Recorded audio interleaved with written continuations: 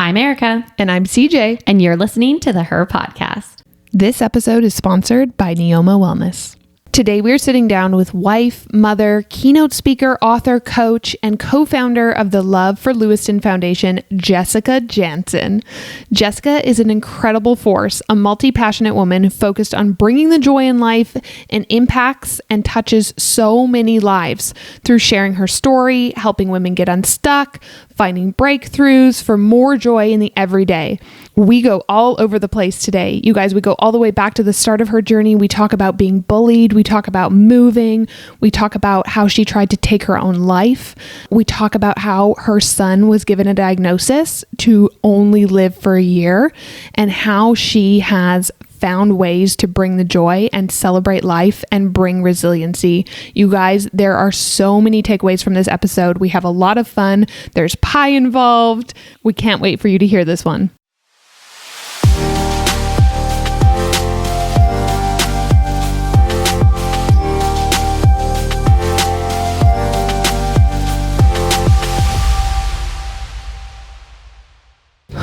So there's a pie on the table. How have you ever had a guest bring you a pie? No. We've had other presents, but not a pie that's been eaten from. But I'm going to try a bite of the pie. Yeah, here, I brought you guys forks, and I got them from your kitchen. This is the best gluten-free pie.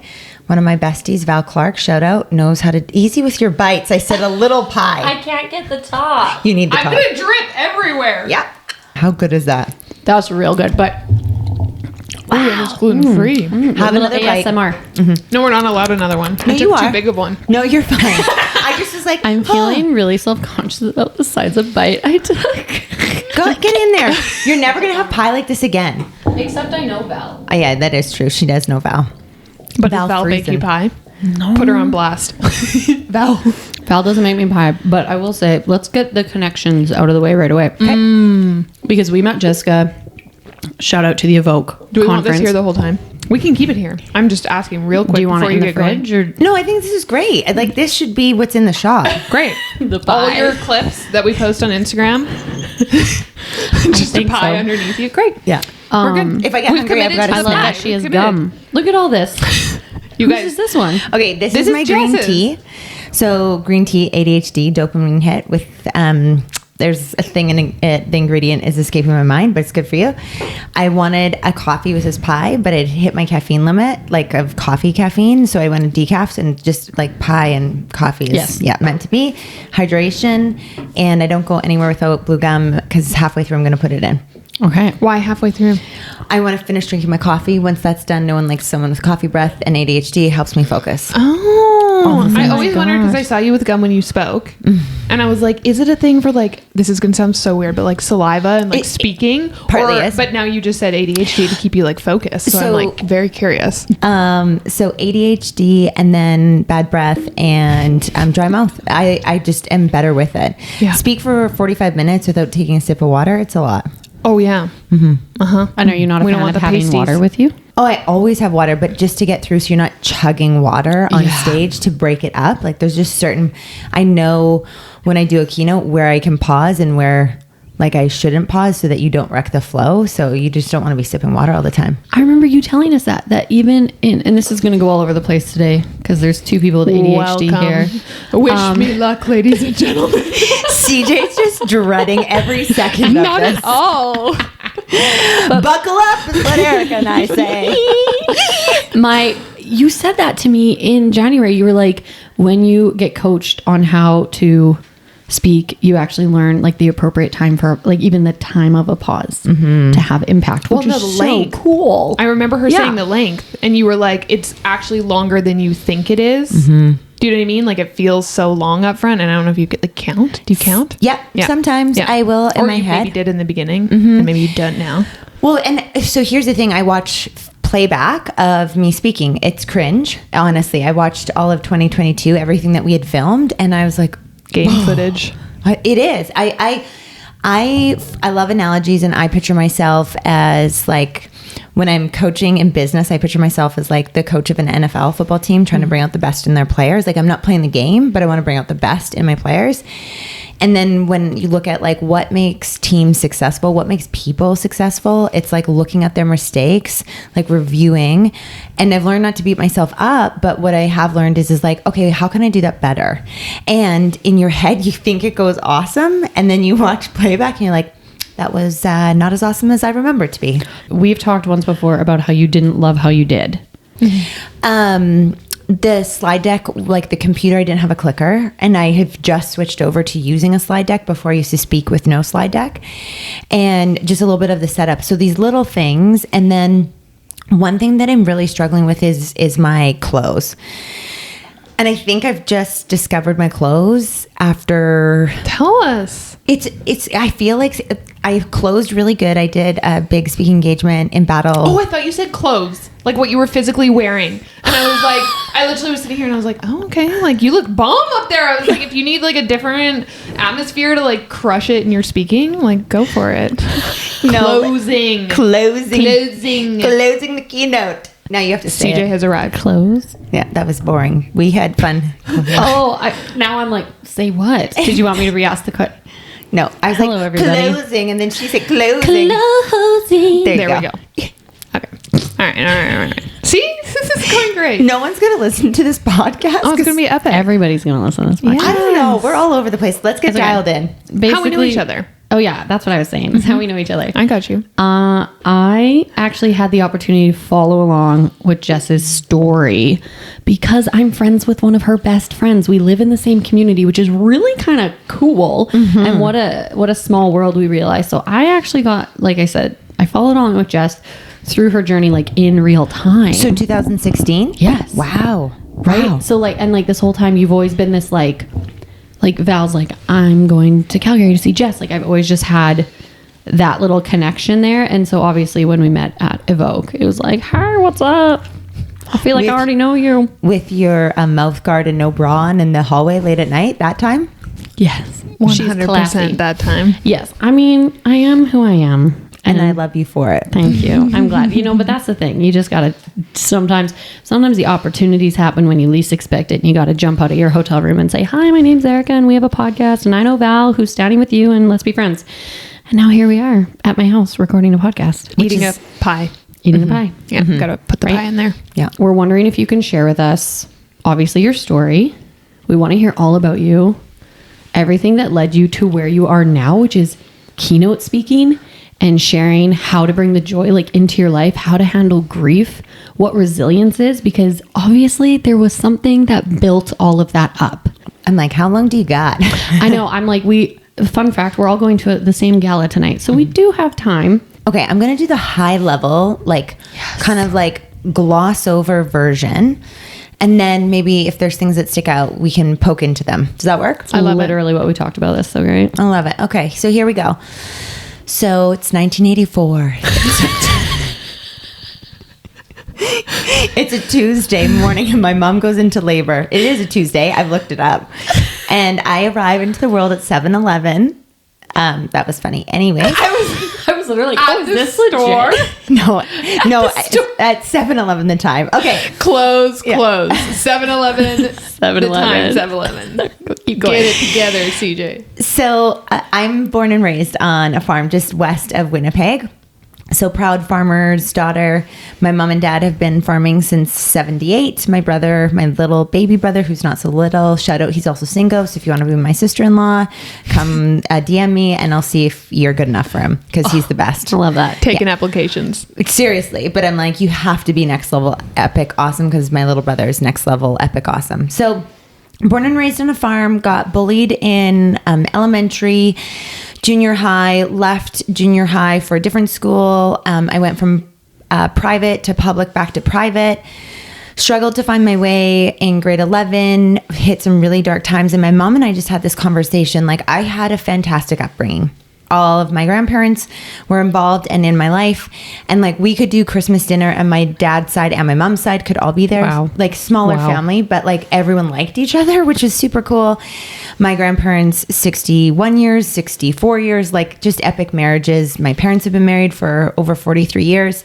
So I had this really like privileged, easy life. And in grade 11, I don't know, there was probably a series of events, but I tried to take my life in winter of 2001. I had broken my wrist. I had gotten prescription painkillers. I took the whole bottle, and my mom found me, and rather than calling and waiting for an ambulance, because we were rural and it usually would take longer. She just put me in the car and went into the city, got my stomach pumped. You meet with psychologists. I just remember this one doctor being like, "You're going to be good. You're going to be good. Everything in your life is good." And kind of was like, all right, ship shape, let's go. Oh my gosh, I never knew this part of the story. No, me neither. I've never shared it. And I don't fault the doctor, but I'm like, thank you, Jesus, that we're starting to have deeper, better conversations. Preach. And it wasn't something that was talked about. My family never really talked about it. We maybe did family counseling once or twice as a whole family. I hung out a lot with the janitor after that because I just felt like I didn't fit in. His name was Carlos. Also, I had a Costa Rican lover named Carlos. That's later on in the story. Not the same Carlos. Totally not. Definitely not. Not related. One was from Guatemala. One was from Costa Rica. But the janitor and I would sit together and he would try to teach me Spanish. And, finally, I ended up going on an exchange to South Africa through Rotary, which I was so grateful for. I think that helped me plant some roots and grow some confidence. Like, I'm like, it's okay. And one thing I've really made peace in my life is like, I don't have just like a solid core of like these 4 or 5 girls and we've never wavered and we've been friends for 17 years. I just know a lot of really great people and I don't have a group. Like, let's go. I want to pause that for a second because that's me. Shocking. Same. That's why we get along. Yes. I think I have always felt the insecurity of watching stories of people who have photos with the same people. And I'm always like, that's not me because I moved here and I worked here and I had 7,000 jobs and I lived overseas and all these knowing really amazing people. But like, let's just for a second normalize the fact that some women we don't always have lifelong relationships the same way others do. And I love that you're talking about that. Especially you long for those things when you see them on social media and you see the same 5 girls going on a girls trip and doing the thing and you're like, pick me, include me. I want to be a part of it. Because I almost think part of what I thought in my head is like, I'm a failure because I don't have this solid group. But it's like, I know a really cool girl over here. I know a really cool girl that lives outside of Waltheim on a farm. Like I have some really good friends and one moved to London and one lives over here and none of them are connected, but you can all get them in a room and they're all incredible people because they have great hearts. But I've lost, but I don't have that posse where we're like family vacations and doing all these things, which you often see on the gram and used to make me feel insecure. And I would say I was more of a floater and a coaster. And in high school, when you don't feel like you fit in, that makes you feel not worthy. It makes you feel like ashamed and like, what's wrong with me? And so that was a pivotal moment in my life. I really shifted and grew deep roots when I went to South Africa. It was the summer between grade 11 and grade 12. And I had to figure it out on my own because the first couple of weeks with this family were really rough.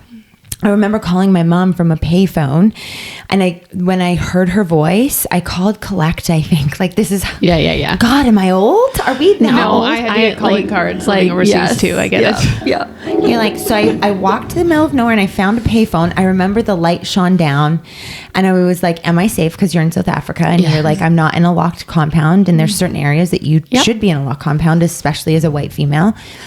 And I called my mom, and when I heard my mom's voice, like the frog in my throat, I couldn't even get the words out. The tears just started streaming down. And my mom was like, don't worry, Jess, like I'm praying for you. I'm sure you're going to figure this out. There had been some miscommunication with my hosting family and some stuff unraveled. It's way too long to get into. But it ended up, as hard as it was, it ended up being incredible because I had to learn how to communicate. I had to learn how to stand in my truth. I had to learn how to take feedback. I had to learn how to be gracious and extend like kindness, even when it maybe wasn't warranted. So all of these things led to it. I came back into grade 12, kind of didn't care, did my own thing, didn't worry so much about us having a group. I took my best friend at the time as my date. I didn't worry about like having a guy. I was just like, who cares? I'll just go with my best friend. Yeah. And then again, like didn't do awesome in school. Like teachers were like, don't worry, you don't need to take your sciences. Like it might not be for you. I was like, it's not. Let's find a drama class. So long story short, graduate. I worked really hard, did a mediocre job in college. I think one of my professors finally passed me because he was just annoyed with me being like, but I don't get it. Yeah. And it was like, let's just give you you're done now here. So just move on. And then I want to work. I'm a hard worker. I love working hard. And so I worked at Good Life Fitness. Shout out to them. I had a really phenomenal opportunity. I moved up really quickly. They had phenomenal training program. And then one day I was just like, I am going to move to Calgary. I don't have a plan. I'm not going to stay with Good Life Fitness. I want to try something new. I had $300. My boyfriend of 4 years had broken up with me, and I told him, if you break up, because we'd, on again, off again, on again, off again. I was like, hey, if you're going to break up, like then this is done. And one thing I am really proud of is like when I say it, I mean it. Yeah. And I meant it because I was like, I won't be able to trust you that you're not going to do that then in a marriage, that then you're going to choose something else. And he is an incredible man, and I still see his mom and dad often because they live literally a kilometer from my parents' farm. But that relationship wasn't meant to be, and it was incredible to just say, okay, I'm going to try something new. And when I moved to Calgary, I sat on my front steps and I said, I can be anything, I can do anything. Like this is my chance to start fresh. And I think you can do that anywhere in your own city, but there's something about moving to a new city with a new opportunity in front of you to pave a different path. And I think that's exactly what I did. I've been in Calgary for 17 years.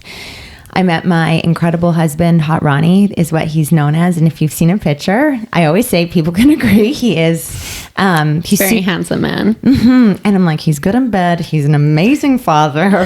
Got the whole package there. He doesn't know how to load the dishwasher, and he's not handy. So like, just to like make his head not explode. Like a little bit. Right? Yeah. How did you two meet? Through work. We were at Jugo Juice. Hated each other, couldn't stand working together, always butting heads. And I invited him to church. His story is like a whole podcast on its own, but he had a drug overdose. I invited him to church. I had this nudge. I wrote a whole book on it. And he came to church. We became friends. I'm like pursuing this Costa Rican lover, Carlos, the whitewater rafting guide. Friends with Ronnie. I'm falling in love with Ronnie. Carlos is trying to come to Canada. And I'm obviously married to Hot Ronnie. And it was the best decision. It has been a lot of work, a lot of hard, intentional work. He has not had an easy road. He's lost 2 dads and his son. But man, he's such a good example of being dedicated and committed to bettering yourself. Oh, so good. That's incredible. Mm-hmm. So you guys are married. You get married. You decide that you don't hate each other at the juice place. Yes. And you're like, okay, maybe it was just the making the juice. We didn't vibe well together. And you end up getting married. And then what? So incredibly, we get married, and that's July 2013. We were told by doctors maybe not be able to have children, or it would be hard for us because I had so much stomach issues. Shout out to my amazing naturopath who solved all of my issues. Thank the good Lord. And so we tested Ronnie's sperm even before we started having kids, because we're like, let's just like rule out like, oh, you don't have good swimmers. And he was off the charts. He was good to go. So we just tried, and we literally got pregnant July 2014, because we were like kind of giving ourselves a 2 to 3 year runway. Oh yeah. And we got a like first time runway of like, it's happening and a blessing. And, I want to recognize that our story is not everyone's story. There's so many people struggling, and it's challenging. This is my story, and it has its own hardships in other areas. But we had our daughter, Swayze, and we get married. I leave Jugo. I start a job in software sales for a global company. I'm like, I'm going to become the CEO, or I'm going to run their NFL division, because they do incredible software all over the world. The software ended up kind of sucking, and I didn't really believe in it. Like, you'd go do a demo to a customer, and I'm like, it's supposed to work, guys. And they're like, we can't get it to work. I'm like, I can't sell stuff that doesn't work. Yeah. You're like, I'm a good seller, but I have to believe in it. Totally. So that's happening. I hated my life. I dreaded going to the office, but it was like you stay because it was like the golden handcuffs. Great money, great perks, great benefits.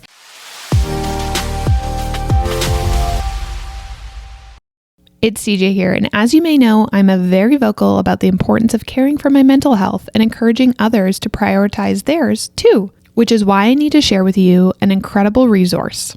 Neoma Wellness is a wellness brand with a strong focus on women empowerment and mental health by providing tools, education, community, and support through both social media and in-person events. Neoma Wellness focuses on the 6 dimensions of overall wellness to help achieve fulfillment, navigate through life's hardships, and succeed in future endeavors.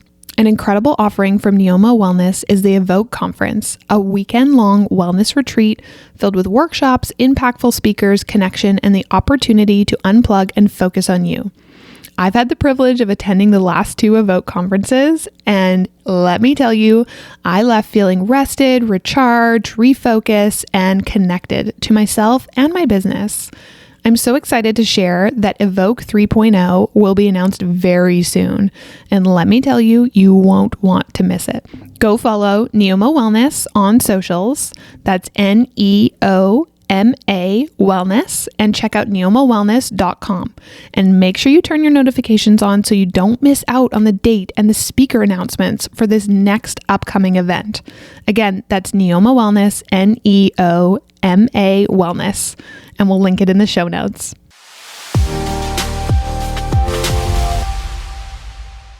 And I just knew I was about to turn 30, and I'm like, what am I doing with my life? Like, I hate it. I hate my life. It's never going to be enough. The boss at the time, he didn't believe in me. And I walked in every day to a room where your coach, the head of the team, didn't want you to be a player.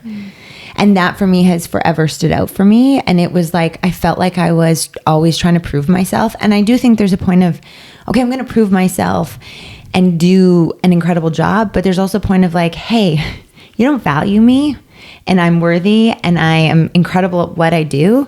And so if you don't see that, I'm going to find and go on a team where they do see that, because I'll be able to flourish there. Interjection, because you coach people now. Mm-hmm. Do you ever have, feel free to answer this or not. Obviously, I feel like this is probably giving you the perspective that now when you have a team, but when you have a player that you're coaching, and clearly you like the NFL. Yeah. I'm also picking up on this. The sports. Go Dolphins! There we go. Mike McDaniel's new coach. Like, we're having a record season, 5-1. It's a big deal. I've been cheering for this team, and they have sucked. And I only got into it because Hot Roddy's into it. But now, and of course, it's the Dolphins. But okay, also, like, you're like, wait, when we're in the Super Bowl, and they're like, that's Jess's team. Travis Kelce, Taylor Swift, they're bringing, like, they're making NFL cool for females. Yes. Oh, yes. Of course. 100%. But my question is then, because you can now recognize, you're like, okay, so if I have a player, I need to make sure that they feel like I believe in them. Do you ever then have to have people that you, like, quote unquote, don't work with or don't have as your players because you're like, I actually can't believe in you, and I won't take you on if I can't believe in you? 1,000%. So how do you do that? Okay, this is going all over, but like, no, I love it. This is the thing. Money, obviously. And I think too often in these kind of gigs, and we've experienced this in our business, we compromise a bit of ourselves because we're like, ooh, but that cash flow would be real nice. So how did you get there that you were able to be like, I can't take you on because I actually can't, as my player, I don't believe in this. And not that you'd probably spell it out like that, but you know what I mean? And that's just it. I actually do the flip. Like, I'm like, I want you to know this. Like, I'm an aggressive, in your face coach. It's just my style. So if you want someone that's going to be soft and somatic and, really calm and serene, I'm not for you. I'm not for you. And that is okay. Like, I don't want a calm and serene coach. I want someone to fire me up. I want someone to, like, make me work harder, bring out the friggin' best in me, tell me to do another rep, push me a little bit harder. And so that's my style of coaching. And if you look in the NFL, here's me going back to it, like everybody has such different coaching styles. Yeah. And so I don't think there's a right or wrong, but I think there's a what's the best fit for you. And one of our good friends, he played in the NHL, and we talk a lot about who his favorite coaches are and asking why. And it's interesting to see different styles where teams will rise and rise to the challenge, overcome all the odds. And then you'll see some teams that are just like, man, they're a mess. And eventually the coach gets fired. And so when people are interested in working with me, I'm like, hey, I'm not a marriage counselor. Number 2, I'm not going to be your freaking therapist. As like therapists deal with your past, I'm here to bring out the best in you and to work on your future. So like really clear on what my role is. And I want to be like, you have to believe that I'm the person for you, because if you're doubting the process, we're already off to a horrible start and it's not going to work. Well, that's so good, because I'm like, I think the amount of, I don't know, I think I could just speak to like services and different professions and things where people become therapists. Do you know what I mean? And so I'm like, I love that you included that, because I think that there's so much that we deal with, in professions that you're like, I'm here to actually deal with this and not all of this, and navigating that. I was just curious about that, because I feel like you really honed in on that. And I think that's a pain point for a lot of people is not knowing that it's actually okay to say this is not the right fit. Yeah. But as you recognize, cash flow, opportunity, God, I just want to do this thing. I literally didn't pursue an opportunity, and I've wrestled with this because like, God, this could really be my break if I just, but I was like, man, my values don't align. Ooh, values. So I'm like, I'm gonna take a shortcut, or what I think could be a shortcut, and like get me to where I'm going faster, because it would be a smart business move. I was like, you know what? I'm just going to find joy in this slower paced journey, because I want to make sure that I'm not. And my really good friend who's a certified coach, her name's Heather Boersma, shout out to her. She's incredible. If you're looking for a coach, and I'm definitely not your coach, she might be your coach. But she has taught me to like your reasons and have your own damn back. And so as you're doing a wrestling with like trying to make these big decisions, am I going to like my reasons? Yeah. And I always go in 2 weeks, in 4 weeks, whenever this, am I going to be okay with this? Yeah. Like, am I going to cut my price? Am I going to just take this client on because, I got to make it work?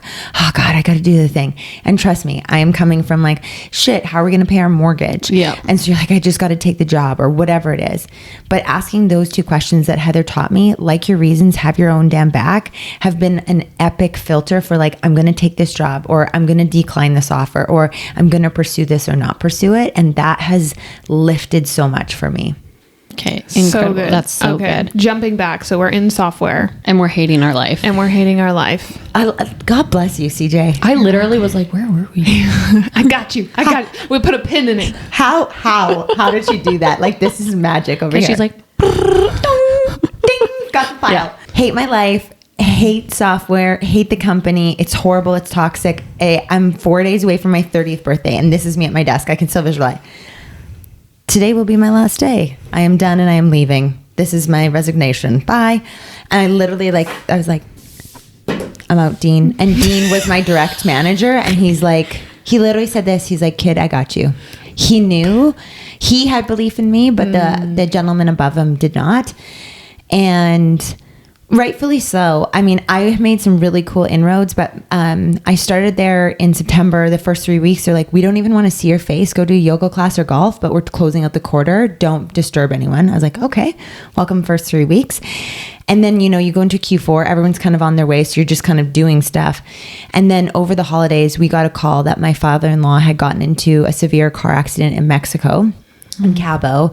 And the phone call was from our best friends saying like, there's no sign of recovery. There's no like hope for him he's on life support, and you need to fly down here, and you're flying down to say goodbye. And so that like really ruffles your feathers. Probably didn't come out solid out of the gates for 2014. My husband quits at Chugo and starts a partnership with his uncle and his uncle's best friend called 98 Food Co. Originally, it was just Chachi's. So now we're in the restaurant business. Now he's a business owner. I was making more of a stable income.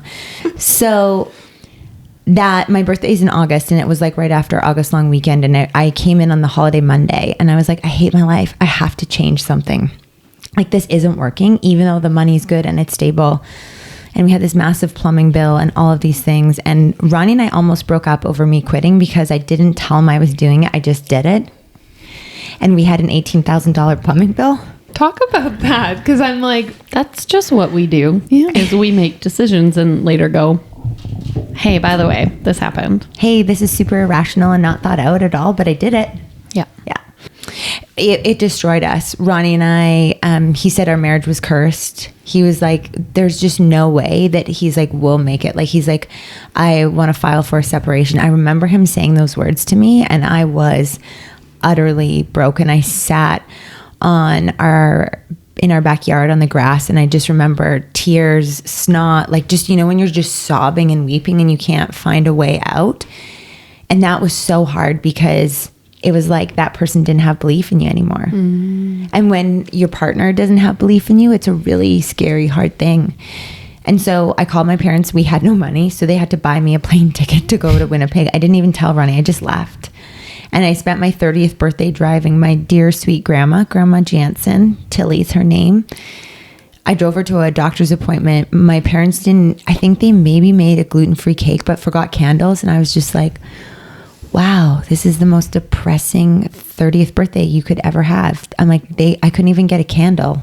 And now one of my big things is because of my 30th birthday, I'm like, oh my gosh, we got to get you a candle. You got to blow something out. Yeah. Like, you got to make a wish. This is a big deal.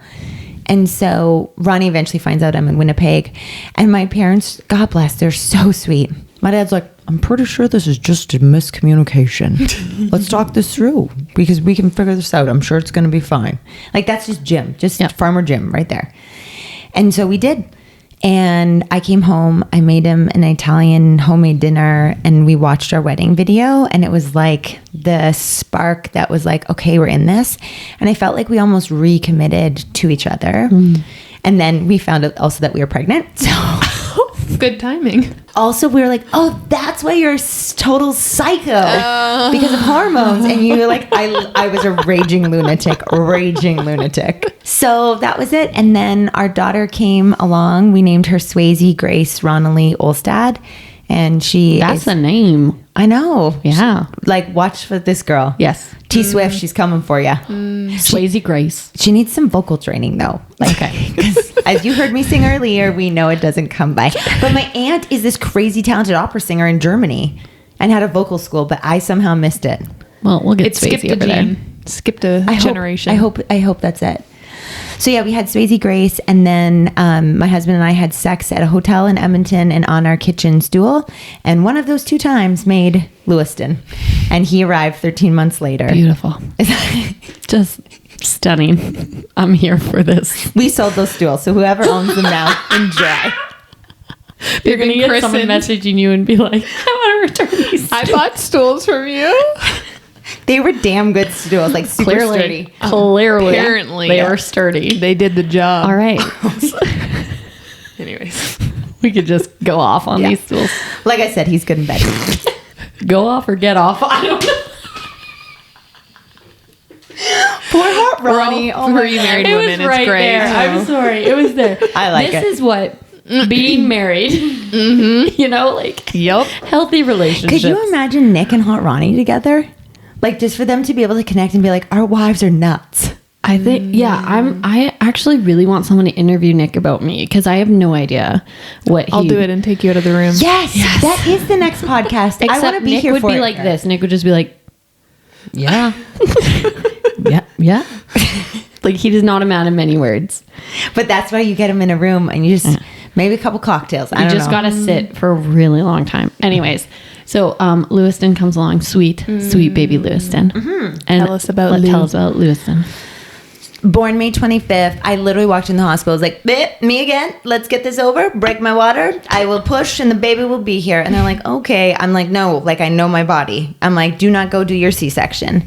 And so they broke my water. 45 minutes later, I had to push. You shit yourself everywhere.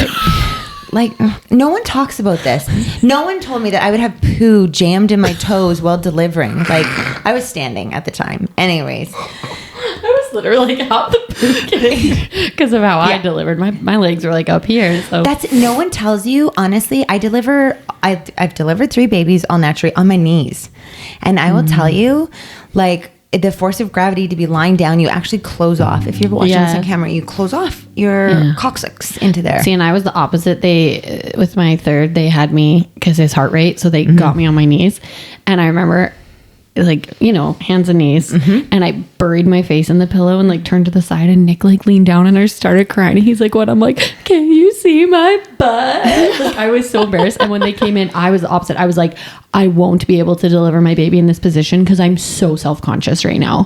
And then they were like, okay, well, I was like, I can't do that. But the doctor, the first time I did this with Swayze, I got a male OBG. That's who's on. I was like, awesome. And he walks into the room and he goes, oh, are you delivering like this? Ronnie's like, yeah, just, she wants it out. You got to listen to her. Whatever she wants, she gets. And they delivered. He's like, caught it like a football, and it worked for me. So that's how I delivered all of it. And I literally think like they would invite people in the room, and I couldn't see because my head was buried in the pillow. But I think it was like, hey, the chick's doing this new method. You got to come see. That's how all of my, Ronnie's like, there were 17 people in the room while you were giving birth. I was like, couldn't see. My head was buried. Yeah. He's like, now she's like referenced in a textbook, like a medical textbook. My ass is just plastered on, see reference 7.8 in the appendix. For sure, that's what happened. I love it. Okay, you deliver him on your hands and knees. Yes. He comes out. Poo in your toes. Yeah, it's disgusting. But legit, an hour later, I'm in the shower. I'm in postpartum. They check him. We're good. We'll follow up with the home health nurse. Go home. We are watching playoff hockey. My in-laws come over. Like, it was just like, here's life. And it was crazy and beautiful. And now looking back at the pictures, I thought Swayze was so grown up, but she was 13 months old. Oh, I know. It's like in your head, you're like, you're 13 months old. You're like, you're a giant. Yeah. And now you're looking back, I'm like, oh my gosh, she was a baby. So we have these two babies, and it's crazy. And my mom's there, and she flies back, and we go to Winnipeg, and Lewiston was colicky. Long story. We go to a chiro. And the chiro takes one look, sends me to Children's in Winnipeg.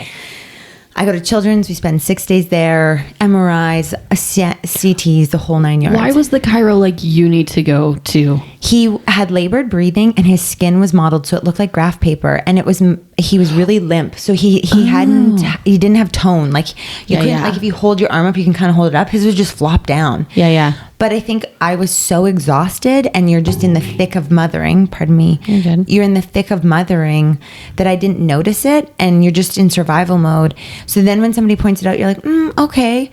And so because he was struggling to breathe, that's what sent us in. And I mean, I went in, and they brought me back right away. And from there, I mean, you've heard me say this in my keynote. Yeah. I thought they were taking me into a VIP because they're like, oh, you're awesome. Come this way. Of course you thought that. I did.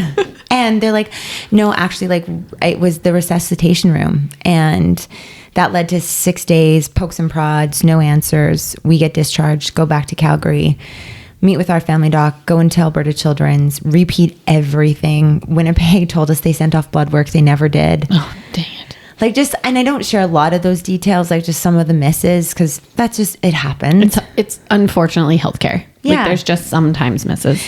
And I don't want to blame people, because people are humans and we make mistakes. Oh my gosh, I've made so many mistakes. And our journey, there's so many good things to focus on. So that tries to be my focus in what we share.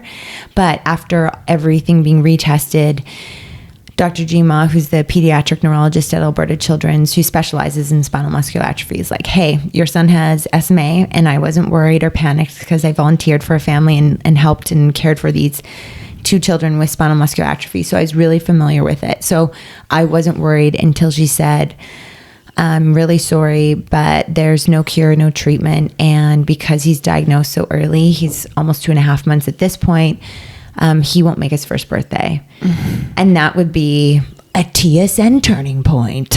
Oh my gosh. Kind of like it is. Yeah, but you're like gutted. Like, this is like, what's your reaction? You hear that, and your instant physical reaction, your emotional reaction, what happened? I don't remember. There's a part of the story of, I don't remember them leaving.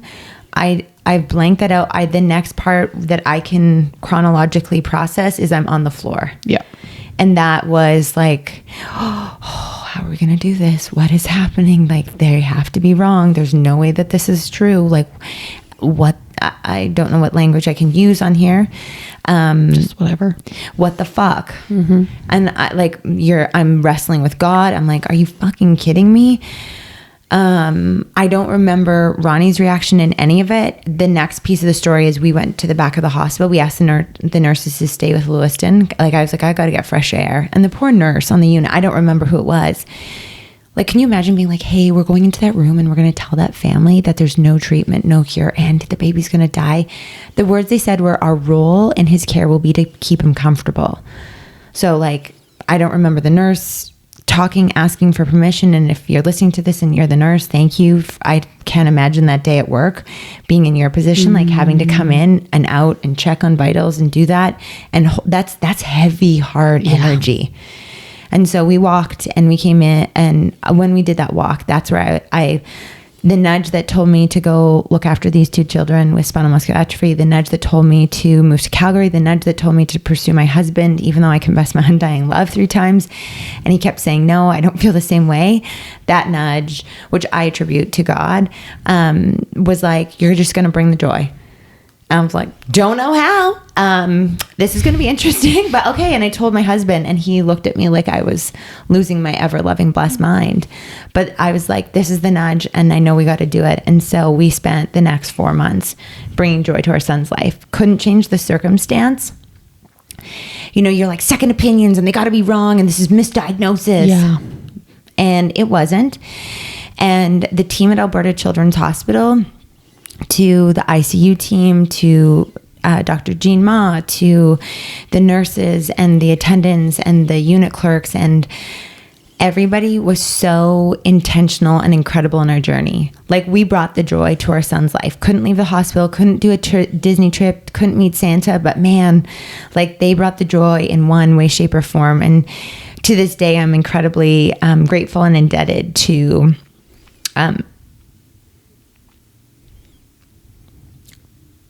everybody that was a part of Lewiston's journey. And I'll run into nurses and they'll be like, oh man, I cared for Lewiston on unit 3. And I think you black it out because of the trauma and some of the hard stuff. But man, like, we brought the freaking joy to that kid's life and to our life. And I was just like, oh, this is what it's like to like not hold back.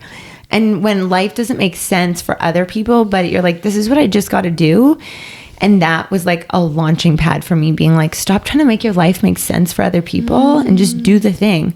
And I think you hear death and you're like, well, guess it's going to get really sad and really shitty. Accurate. Right? Yes. And I'm like, you're going to die. You're going to die. Nick's going to die. Hot Ronnie's going to die. We're all going to die. You heard it here first. We're all going to die. Turning point. From left field, we're all going to die. Bring in the humor with the morbid. But honestly, I mean, this is bringing the joy. It is. I'm like, oh, don't worry, I can watch the kids. I'm like, only one has ever died on my watch. Only you can say that. Only you can say that. With such like, it's all good, don't worry. And people are mortified. They are, and with rightfully so. You're like, sorry, what do you mean? But in all joking aside, for me, humor is how I process some of it. You would find another mother that is grieving the loss of their child. Humor might not work for them, and that's okay. Yeah. For me, it definitely is part of how I process and heal and keep it light, because I know what it's like to fight very dark thoughts. I know what it's like to feel such darkness that you want to take your life, and you will take those steps.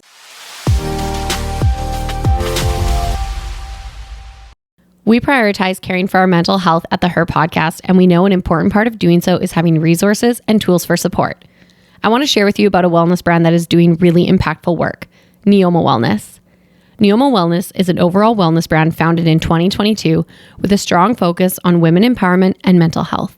By providing tools, education, community, and support through both social media and in-person events, Neoma Wellness focuses on the 6 dimensions of overall wellness to help achieve fulfillment, navigate through life's hardships, and succeed in future endeavors. Neoma Wellness wants to support you and be a part of your amazing life journey by helping you learn to heal, practice self-love, find your joy, honor gratitude, and be your most authentic self. An incredible offering from Neoma Wellness is the Evoke Conference, a weekend-long wellness retreat filled with workshops, impactful speakers, connection, and the opportunity to unplug and focus on you. The mission of Evoke is to have you walk away from the weekend feeling rested, recharged, refocused, and reconnected. I've had the privilege of attending the Evoke conference twice now, and I cannot wait for the next one. Go follow @Neoma Wellness on socials and check out neomawellness.com. And make sure to turn on your notifications so you don't miss out on the date and speaker announcements for this amazing experience.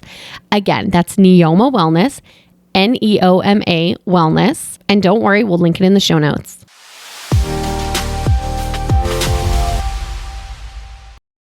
So for me, I know, how do I keep my brain healthy? How do I keep it light? How do I keep bringing the joy? And that's what helps me. And it might not make sense to other people, but. Well, and I don't think my bit of getting to know you is not bringing the joy to necessarily like push away feelings, but to almost be like, this is how I'm going to like actually feel my feelings and embrace my feelings and find the way for it to go. Okay. Have you heard about emotional range? No, but I'm sure I have it. So my sister-in-law and I were talking about this. So shout out, she's amazing. I love her. And we work together now. I've hired her part-time. My goal is to be able to one day bring her on full-time and have her make really great money. Yeah. Oh, she's so sweet. She is. So at the airport this morning, we were talking about emotional range. And if you ask Ronnie what my emotional range is, it's wild. That's what I'm saying. I'm pretty sure I've got that emotional range down, but Don't all women to some extent? Nicholas, not at all. But then there's these other people that are like your steady eddies, like Jim, my dad, right?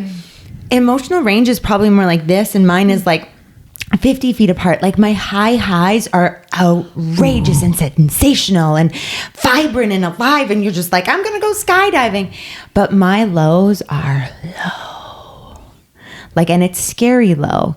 And then you look at Jim or Nick or Ronnie, where it's like, I'm just gonna stay steady, everything's good. I'm like, aren't you more excited? This is the best news ever, and our lives are gonna change and everything is amazing. And he's like, settle down, honey, we're just ordering like pizza. Yep. Right? Yep. And I'm like, I need you to get up here, dude. Get up here. So emotional range is a really good way to put it. But for me, bringing in joy doesn't mitigate or lessen the hurt, but it's something that I want to be as my default setting. And gratitude and sharing our story has been a huge piece of that. And so I just know my highs are high and my lows are low. And I am very cautious of getting too low. So you had 4 months with the diagnosis from when he passed away. Yeah, from when he went into the hospital, the very first hospital, to when he passed. He was just 3 days shy of his 6-month birthday. Which is fast. That feels fast to me. So 2 questions. What did bringing the joy look like in those moments? And what does bringing the joy look like now for you? Great questions. So Justin Timberlake, if you're listening to this. I was going to say, we'll make this a reel, so make it real good. Okay. Here we go. So here's a pie by Val. We'll give you a pie. Yeah. JT. Joy in the hospital was a symbol of things of asking people for, I don't want to eat French fries and grilled cheese from the cafeteria. Can somebody bring me a homemade salad? And I'm not talking the kind that's plastic and the lettuce tastes plasticky. I have a friend, her name's Sunny, and she would like spiralize the beets and make a homemade dressing. And you're like, what? Like that was joy for me. Joy was having a diffuser so the room didn't smell like a hospital room, like wild orange, peppermint, like, just all of these little simple things. But a shout out to my girlfriend, Kirsty Halstead. She brought in her daughter. Our kids are literally 3 weeks apart. And when that age is toddlers and they just move all awkward. And Justin Timberlake had just launched Can't Stop the Feeling. And she was the one that put it on, and we had it on a Bluetooth speaker on Unit 3. And I don't remember the exact date, but from basically August 2016 to his passing, we danced every day, multiple times a day to that song. And sometimes it was just our family. Sometimes it was a whole team of nurses. We had the head of the hospital maintenance come in. I have the video. I just looked it up the other day, and I was like, this dude, for an older guy, can shake it. I love that. He's good. We tried to get on the Ellen show. Like the nurses were like, we're going to get on Ellen and it's going to be amazing. And Justin Timberlake's going to sing in the hospital. And since that day, and saying, hey, we can't change the circumstances, but we can choose our response. Like we can choose our reaction. There's a fly. That for us was like, we do have a choice. Can't choose what's happening to you, but you can choose how you're going to handle next steps. And a huge part of it was like moving our bodies and was dancing and doing something that felt good. And it all just kind of compounded because we made that claim and we asked people for help. It just came naturally. People come and drop off awesome things and more healthy food and just little thoughtful things for Swayze. And so we never felt like alone or that people had forgotten about us. People were taking care of my mom. People were bringing in hot Americanos and fresh baked healthy muffins. And because we made that claim and we didn't try to do it on our own, I feel like because we had a community, it was able to sustain. And that's a huge difference. Yeah, the community is massive. Well, and I'm curious because, we talk about community a lot, but I'm like, we talk about it and people are like, but how do you actually like gather community? Does that make sense? Because I think that there's some people out there that are like, I want community, but I don't know how to actionably like make momentum on that. You know what I mean? And I'm not saying that there's a formula or like you do this, and this is how, the output that you get, but I'm like, A, maybe what worked for you, or B, yeah, just like your insight into actually gaining momentum in bringing people into your story. I think it goes back to two things. One is if you are lacking community right now in your life, show up for others how you want them to show up for you. And that's true in my marriage. It's true in my friendships. It's true with my family. And it will be true in building a lasting community that rallies behind you. So I want people to show up and I want them to roll up their sleeves and work hard. So if there's an opportunity for me to serve or show up or help, then I do all the things that I would want someone to do for me. And secondly, it comes back to belief. And actually, this is a line that Jason Kelsey, football player, plays for the Philadelphia Eagles. Girl, ladies, make note of this. But he said it in his documentary, and I was like, damn, I wish I would have said that. He said the greatest gift that you can give somebody else is belief in themselves. Mm-hmm. And the belief is like, when you think that someone believes in you, like that changes the game. And so it's like, if your belief is like, oh, there's no community, there's no good people out there. Well, sister girlfriend, that's going to be all you're going to get, because that's what your brain's looking for. And here's where the neuroscience part comes in for it. So your brain is filtering through 60,000 thoughts a day. You're filtering through 2 million bits of data that's coming at you all day, every day. See, sight, taste, touch, sound, all of it's coming at you. And the RAS, which is the reticular activating system, and I'm not a neuroscientist, but you can back this up and look at it. There's Stanford, there's tons of books, Dr. Daniel Amen, Dr. Caroline Leaf. But your brain is looking to filter out the data. So if you keep filtering data and telling your brain that there's no community, everybody sucks, and you're never going to include yourself or fit in or be a part of something, that's all you're going to get. So like you got to change what you feed your brain. Well, it's the simplest way I always think about that is it's the exact same thing is like when you buy a red car, like a certain, like we bought a white Suburban a few years ago. I see white Suburbans and Suburbans everywhere because now it's in my life. It's and something now all I'm of thinking you are about. going to think about white Suburbans. Well, You're welcome. But this is the thing is our brain is like, what's in my life? I'm going to see that everywhere. I never noticed big vehicles like that before I had one. Right. And so you need to be seeking out. And I love that. It is do unto others what you would have others do to you. This golden rule, right? Like this is the age old rule that this is like, you want community. Unfortunately, sometimes there are people who I think walk into really beautiful community, but I think more often than not, people are building their own. And if you're building your own, if you're like, oh, no one's going to come, my kid's dying and nobody's going to help and our life sucks.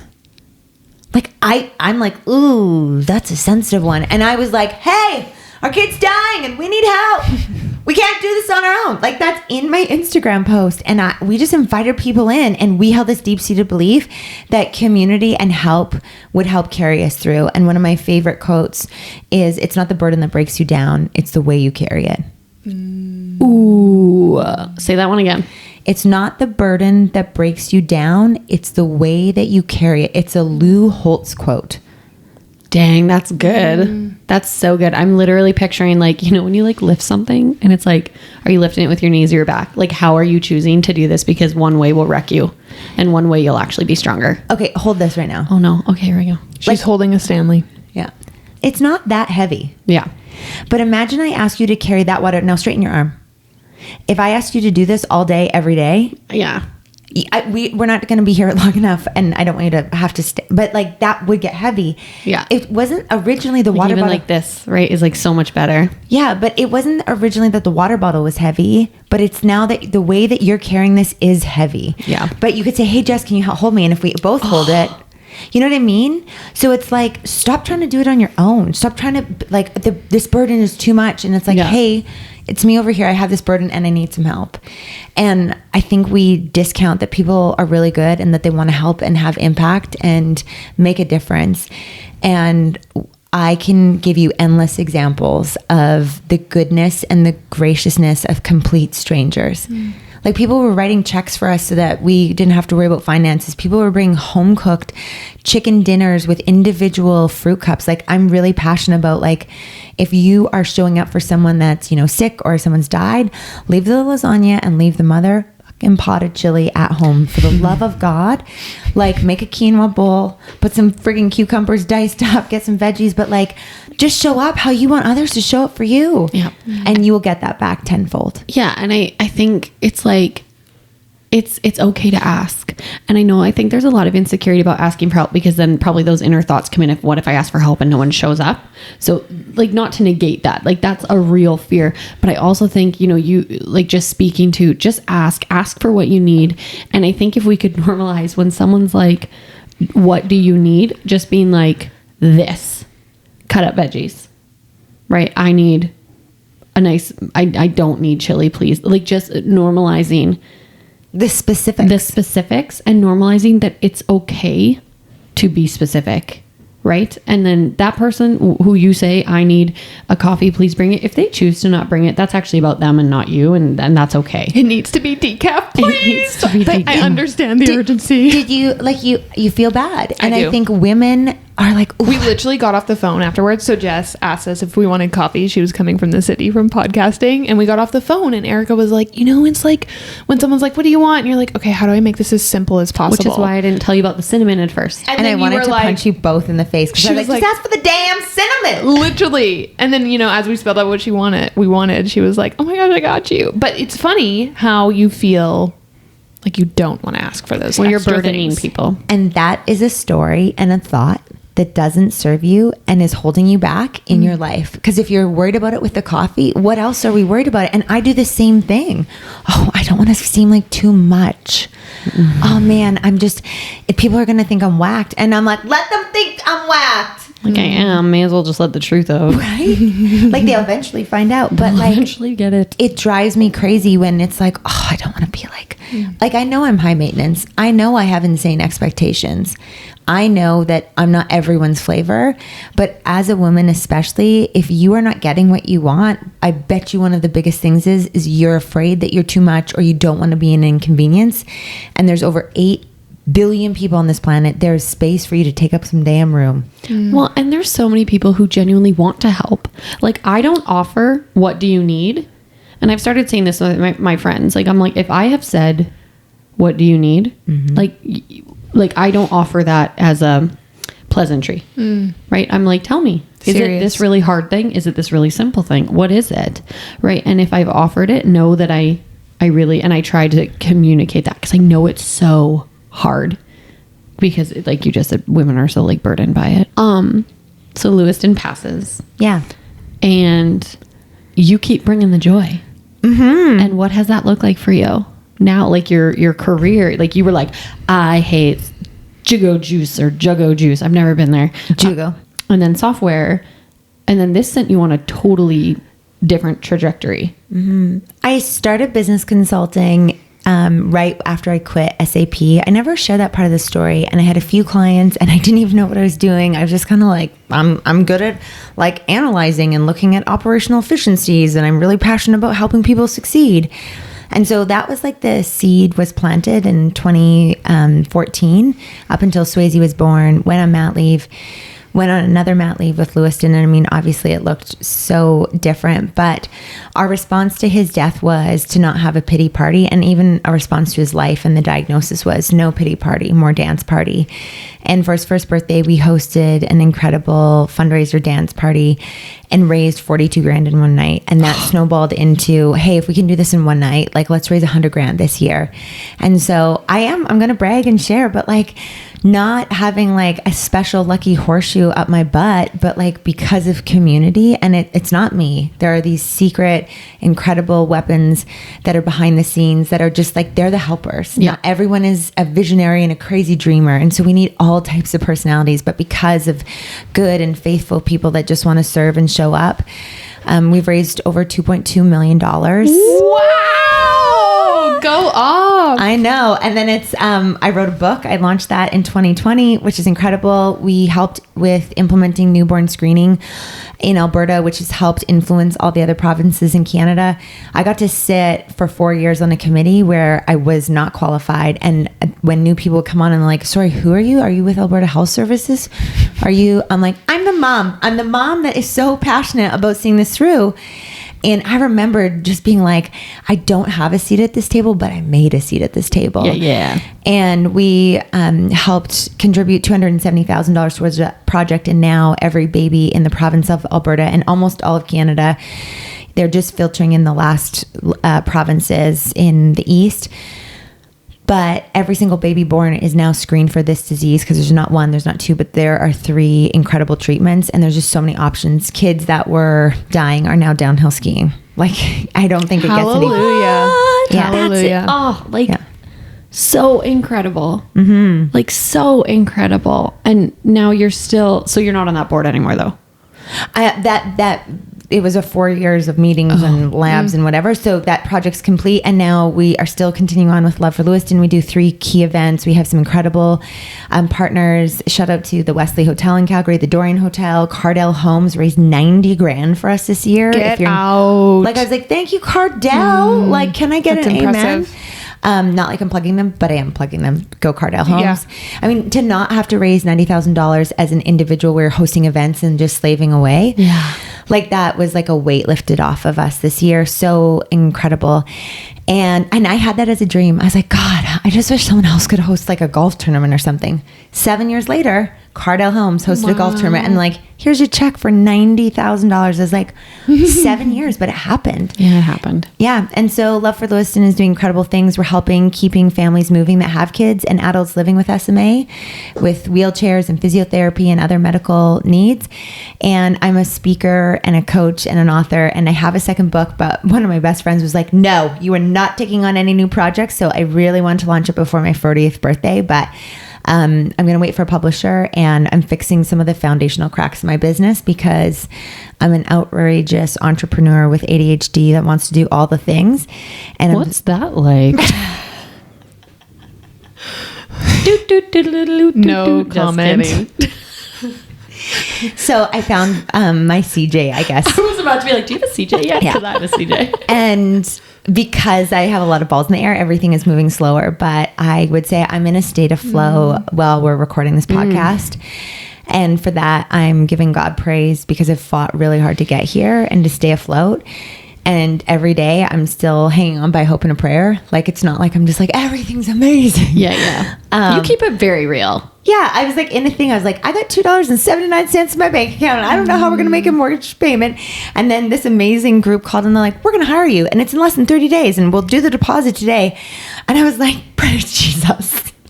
I was like, because it came out of left field. And so somehow... Make your needs known. Right? Yeah. Somehow we've made it this far, which is such a freaking blessing and so cool. And I have these amazing kids, Swayze and Hollis. I have a 4-year-old little boy. I wanted a big family. And I'm grieving that loss because I don't know what it looks like. And I don't know if I'll have more kids, but I'm so grateful for everything I do have. And it looks different. But it doesn't mean that it's better or worse. It just means that this is the gift and the blessing, and I'm going to step into it and bring the joy to that. That's amazing. I feel like that's just like the most... I know, you put it in a bow tie. perfect bow. Like bow tie, bow. In a perfect little like... You wrapped us a Christmas present. Okay, so I want everyone to know where to find you on social media, but I'm going to ask you our question we ask everybody. Yeah. Which is, I mean, you've dropped some really good things already, but like your favorite piece of advice to give others or that you've received. Keep fighting. And I mean that. Like, find the people that believe in you. I got a text from my best friend who moved away overseas, and it read like, there's no one that I've had more belief in than you. And that's the same as it was 10 years ago as it is today. And it's like, you have this crazy dream and you want it to happen and it doesn't happen in your timeline. And it's so hard and so frustrating. And you're like, you have all these doubts and these thoughts that hold you back and make you play small, and are the things that hold you from like taking a leap and doing the bold thing, or, you know, maybe not asking for what you want because you're already saying, oh, the answer is going to be no, or it's not going to happen. And so I would just say, if you are on the other side of this podcast and you have a dream for something, keep fighting. And what I've learned is it usually never happens the way you think it's going to and in your timeline. And I've made peace with that. And that has just taken off this burden. And I'm just like, all right, we're just going to enjoy the process. And, you know, I encourage others to ask this question of, you don't always get to choose what happens to you, but you do get to choose your response. And my response is always, so now what? And that's a position of being ready and willing and being bold enough to jump in and just like, okay, what do you got? What's coming at me? Okay, what's my so now what going to be? And if you can change the posture of your heart and show up with gratitude and with this fight, I just wonder where you'll be in 365 days. And it might just be better than you picture it to be. That was so good. I love that. I even love that you took a bit of a football stance there. I kind of feel. I wanted to We had to weave tie that it all back in. Yeah. like, Go Dolphins! She's going to watch this footage back and be like, I did it. I brought it from the start to the end. that was like so good. You weaved a story. Yeah. Tell everyone where they can find you, how they can connect with you. How they can work with you. Yeah, get it out there. Where they can get your book. Yes. Okay, so my book's on Amazon, God bless, or it's on my website, which is a dumpster fire site. I almost don't want to send people there. This is like one of the foundational cracks that we're trying to fix right now. So on Amazon is probably one of the easiest places. Shout out to Twisted Goods. They've always carried copies, and it was in Chapters in Indigo, but I just got a $4,000 bill because I'm on this platform to be in Chapters across Canada, so I pulled it. So if you can't find it in Chapters, it's because somewhere on this crazy platform that I'm on sent me a surprise $4,000 bill. So if you don't see it, it's not there. So best is Amazon. And it's called Bring the Joy. Bring the Joy. So you can find that there. And then my favorite platform of choice from a social standpoint is Instagram. DM, find me there. It's the Jessica Janzen.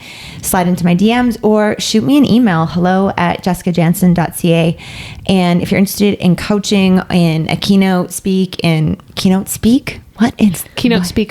Which Having you guys me- need to hire Yeah, her she's because she amazing. is phenomenal. She's incredible. We've both been able to hear her speak, and that was a launching pad to dive deeper and make some incredible changes, because it was a lot of a really great story, but now I'm tying in more really practical things for Yes. corporate We love that. and We for love that. businesses, Yeah. small business owners, where it's like, okay, that's a nice story and it was sad and you did cool things, but it's like, no, give me the exact tools, and the tools don't cost anything and you can apply them and you can walk out of here today and this is what you need to do to change your life. One of them is called the Roadmap for Resiliency, and we're really proud of those 4 pillars. So connect with me. I'm here to cheer you on. People have been good to me and I want to extend that goodness back into the world.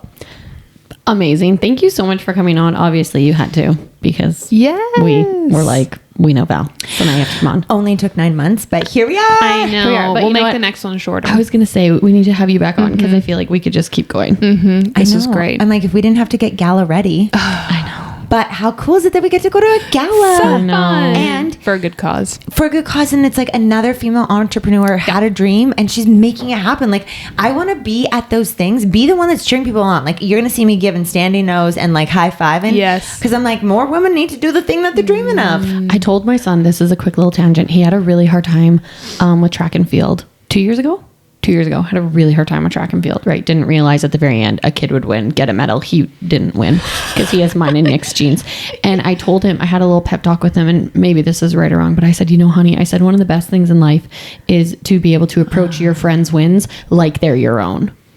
I said, like, you look at your friend and you be so dang proud of them, and that will serve you so much better than just comparing yourself, right? So I think, like, standing in this room and being like, instead of sitting here saying, why isn't that me? How did they, stay there and say, like, how can that be me? How will that be me? I'm going to cheer you on, because give what you want. Show up how you want. Show up how you want. Yeah, how you want others to show up for you. I think it's beautiful. So if you're at the gala, you'll see the three of us, especially the two of us, cheering really loud and having a good time. Okay, thanks, Jess. Okay, bye. Love you, girls. Thank you, everyone, for joining us on this episode of the Her Podcast. If you want to follow along with us, you can find us on Instagram and TikTok at its.her.podcast. We can't wait to see you there.